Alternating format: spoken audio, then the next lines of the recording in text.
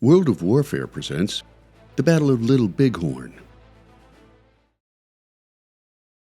Known by Plains Indians as the Battle of the Greasy Grass, the Battle of Little Bighorn was an armed engagement between combined forces of the Lakota, Northern Cheyenne, and Arapaho Indians against the 7th Cavalry Regiment of the United States Army.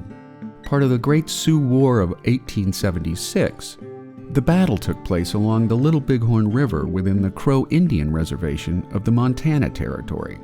On June 26, the ensuing battle would prove to be an overwhelming victory for the Indians, as well as what would become known as Custer's Last Stand. Setting out on a spring campaign to engage the Indians anywhere they could be found, Colonel John Gibbon's 6 companies left Fort Ellis in western Montana Territory on March 30th, intending to patrol the Yellowstone River. Brigadier General George Crook's 10 companies moved north from Fort Fetterman in the Wyoming Territory on May 29th, marching toward the Powder River area, while Brigadier General Alfred Terry's 12 companies departed westward from Fort Abraham Lincoln in the Dakota Territory. Lieutenant Colonel George Custer's 12 companies and a Gatling gun detachment departed westward from Fort Abraham Lincoln on May 17th, accompanied by teamsters and packers with 150 wagons and a large contingent of pack mules. At sunrise on June 25th, Custer's scouts reported a massive pony herd near the Little Bighorn River, along with signs of an Indian village. Not wanting the Indians to flee before a fight, on the morning of June 26, Custer decided to attack without waiting for reinforcements.